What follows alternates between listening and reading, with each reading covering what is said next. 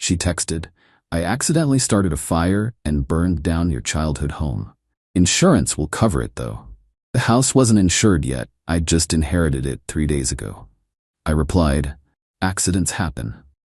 Then I discovered she'd done it deliberately to force me to move into her apartment. When the arson investigation report came back, original post, I, 38 male, am sitting here in a motel room, still smelling like smoke, trying to process how my girlfriend of 18 months just destroyed everything that mattered to me. 3 days ago, my grandmother passed. She left me her house, the one I grew up in after my parents died when I was 12. The one where she taught me to cook, where we built that treehouse out back, where 30 years of memories lived. The text came yesterday at 3:14 p.m. while I was at work. "Veronica, babe, I'm so sorry. I accidentally started a fire at your grandma's house. I was trying to surprise you by cleaning and knocked over a candle. Fire depth came, but it's bad. Don't worry though, insurance will cover everything." My hands went numb. I called her immediately. No answer. Called again, straight to voicemail. Raced over there. 40-minute drive felt like hours. The house, what was left of it, still had fire trucks parked outside. The entire second floor was gone. First floor was a blackened shell. The treehouse in the backyard, somehow untouched, looked like it was mourning too. Fire Chief Morrison pulled me aside. "You the owner?" "Yeah, just inherited it 3 days ago." "Your girlfriend said she had permission to be here?" I gave her a key last week to water the plants while I dealt with funeral stuff." He nodded, making notes. "She said it was a candle accident. We're investigating. Standard procedure. You'll need this report for insurance." "Right, insurance." My stomach dropped. Hadn't transferred the policy yet. Grandma's coverage ended when she died. I'd planned to call State Farm tomorrow. Found Veronica at her apartment later, crying dramatically on her couch. Her roommate Bethany was comforting her. "I'm so sorry," she wailed, throwing herself at me. "I just wanted to help. I know how hard this week has been." It's okay," I heard myself saying. "Accidents happen." She pulled back, mascara streaming. "You're not mad?" "I'm in shock. Just give me time to process." "Of course. Hey, you can stay here. We practically live together anyway, and now that the house is gone, it's perfect timing to make it official." Something in her voice. Too bright. Too eager. "Maybe. I need to handle insurance first." "Already called them for you. Left a message saying it's urgent." "You called my insurance?" "Just trying to help, babe." Went back to the motel. Something felt wrong. Really wrong. Then I remembered. Veronica had been pushing hard for me to move in with her. Even before Grandma died. That old house is too far from downtown. Maintaining it will be expensive. We should get our own place together. And 2 weeks ago when I told her I was inheriting it and planning to move in, "But what about US? I don't want to live in some creepy old house an hour from my job." Logged into my Ring doorbell app. The camera was one of the few things that survived, being mounted on the detached garage. Started scrolling back. There she was. 2:47 p.m. Walking into the house with a red gas can. Update 1. My hands were shaking as I watched the footage. Veronica, clear as day, walking into my grandmother's house carrying a gas can at 2:47 p.m. She came out at 3:08 p.m. without it. At 3:11 p.m., smoke started visible from the windows. She stood in the driveway, watching for a full minute before calling 911. I downloaded everything, backed it up 3 times, emailed it to myself. Then I called my buddy Craig, who's a cop. "Need you to see something," I said. Met him at a Denny's, showed him the footage on my laptop. His face went dark. "This is arson, man, clear as day." "I know, you need to report this. Tonight, I will. But first, I need more proof of motive." Craig raised an eyebrow. "The footage isn't enough? I want her to hang herself, completely." Went to Veronica's apartment that night, acting normal. She was all over me, so supportive, so loving. Made me dinner, kept talking about how we decorate our place. "I cleared out half my closet for you," she announced proudly. "And look, I even made a Pinterest board for how we'll decorate." I scrolled through it, pretending to be interested. Then I saw it. 3 weeks ago, she'd pinned an article, "How to Convince Your Boyfriend to Take the Next Step." "This is nice," I said carefully. "When did you start planning this?" "Oh, just recently. After the fire, I realized it's like the universe telling us to move forward together." "Right, the universe. Let her pour me wine. Let her cuddle up to me, even kissed her goodnight, all while recording everything on my phone in my pocket. "I'm so glad you're not mad about the house," she whispered. "It was meant to be." Yeah, meant to be. Next morning, while she was in the shower, I went through her phone. She'd left it unlocked on the nightstand. Her text with Bethany from yesterday. "Bethany, did you actually do it?" "Had to. He was never going to leave that moldy old place." "Girl, you're crazy. What if you get caught?" "I won't. He's too upset about his grandma to think straight. Besides, insurance will pay for everything. Win-win." "This is insane, even for you." Desperate times. That house was the only thing keeping him from moving in. Problem solved. Screenshots. All of them. Sent to my phone, then found her search history. 2 days before the fire. How hot does fire need to be to destroy a house? How long before fire department responds? Rural area. Accidental fires. What do investigators look for? Gas can purchases traced. She bought the gas can with cash at a station 30 miles away. Found the receipt in her purse. Photographed that too. When she came out of the shower, I was dressed and ready to leave. "Where you going, babe?" "Insurance office, then police station." She went white. "Police? Why?" "Standard procedure for fires. Need the report for claims." Oh, right. Of course. "Want me to come?" "No need. Rest up. You've been through a lot." The smile she gave me, so relieved, so satisfied with herself. Update 2, filed the police report that afternoon. Detective Riley took one look at the ring footage and immediately called the arson investigator. "Ma'am, we need you to come down to the station," they told Veronica over the phone. She called me, hysterical. "They want to question me. Can you believe it? Like I'm some criminal." "Just tell them what happened," I said calmly. "About the candle." "Exactly. The candle? You'll vouch for me, right? Tell them it was an accident?" "I'll tell them exactly what I know." She showed up at the station in her best innocent outfit, sundress, cardigan, minimal makeup. I was already there with Detective Riley, watching through one-way glass. They started easy, asked her to walk through what happened. "I went to clean as a surprise for my boyfriend. He's been so sad about his grandmother. I lit a candle for the smell. The house was musty. Then I knocked it over reaching for something. It caught the curtains and spread so fast." "Which room were you in?" "The living room."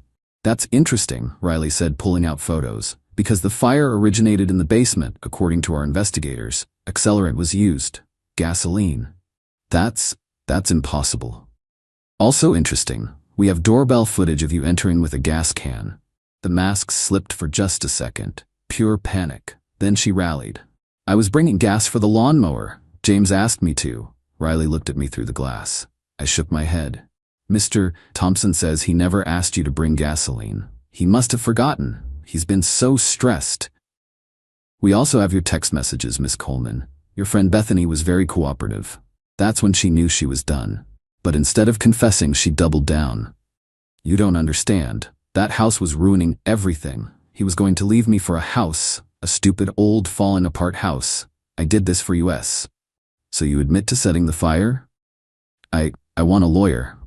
"That's your right, but you should know Mr. Thompson provided us with extensive evidence.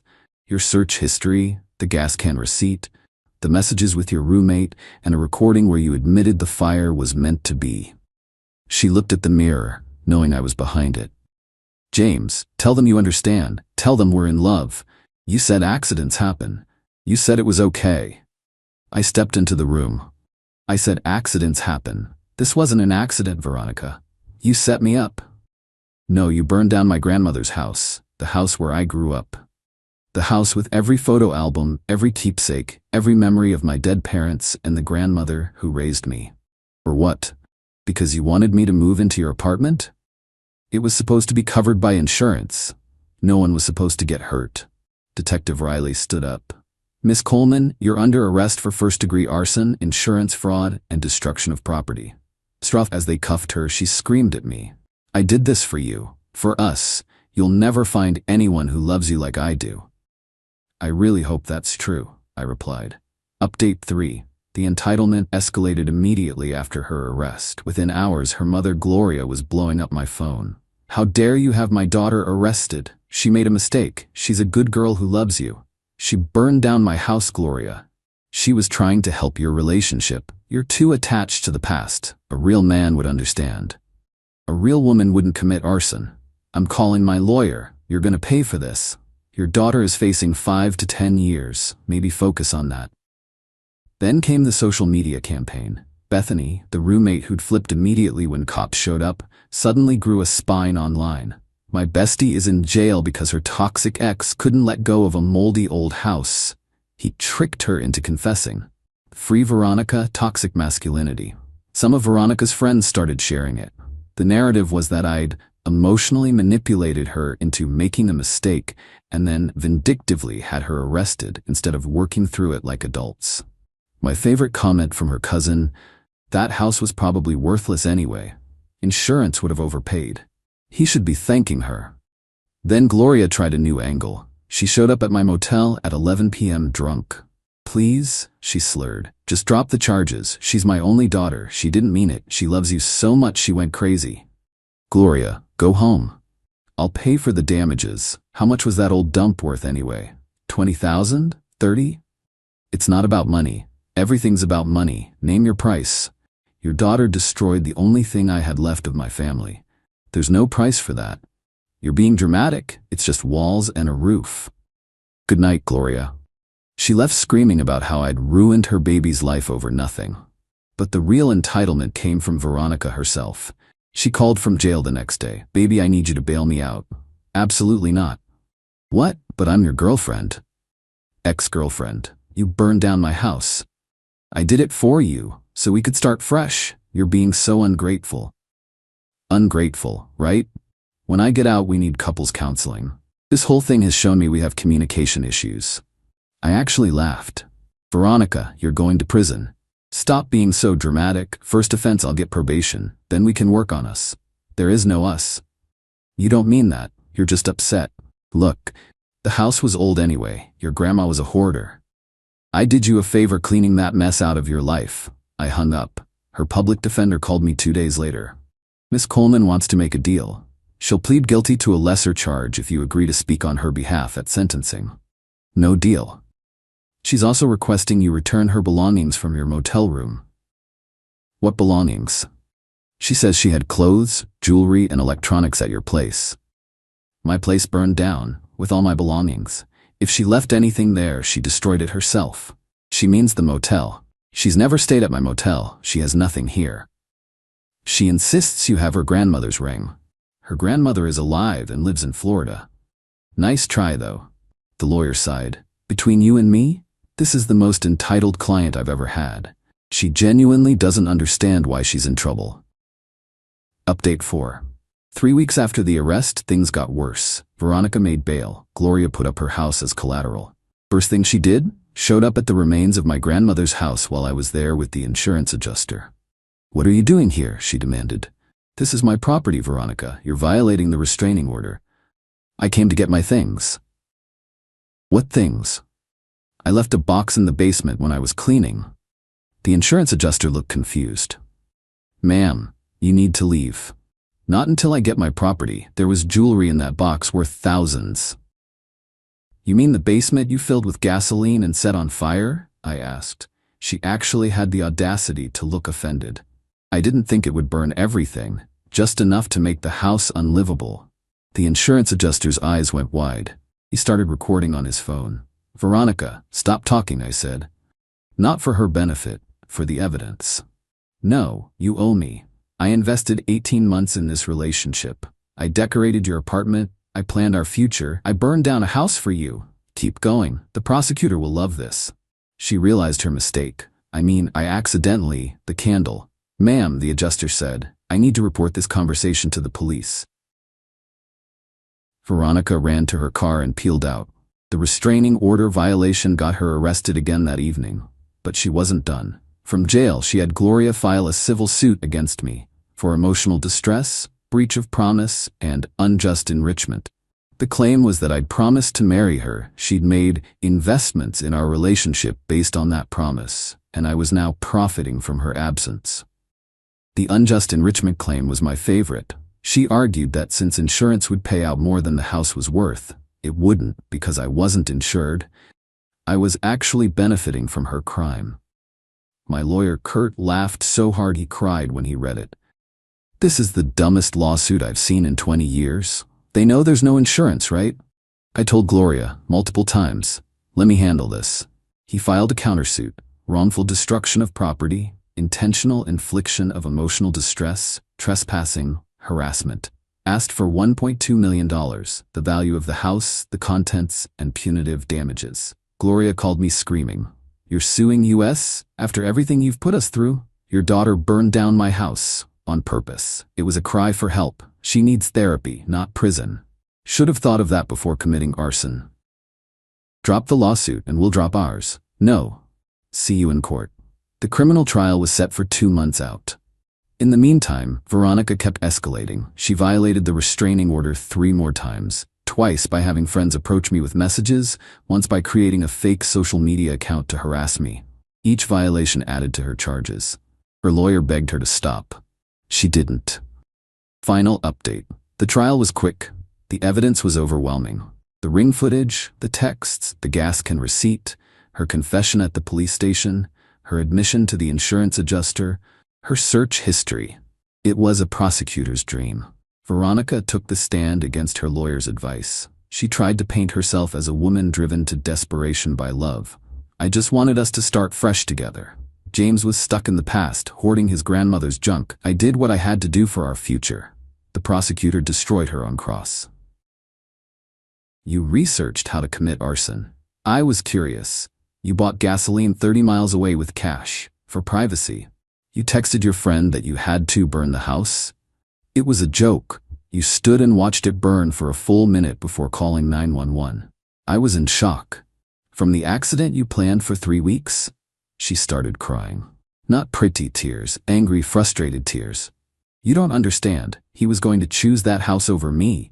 A house. I'm a person. I matter more than some old building. So you destroyed it?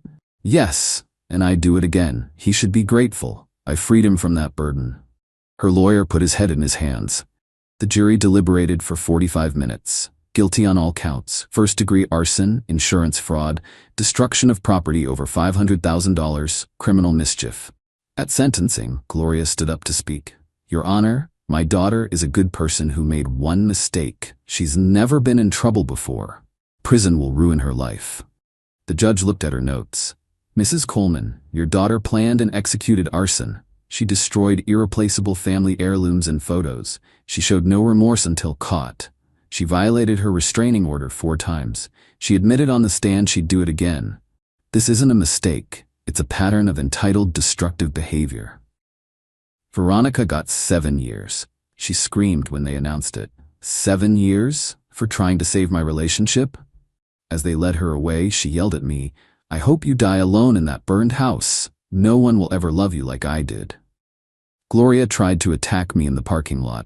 Craig had to restrain her. She's now facing assault charges. The civil trial was even quicker. Gloria couldn't afford a real lawyer after paying for Veronica's defense. She represented herself and tried to argue that I'd entrapped her daughter. The judge awarded me $1.2 million.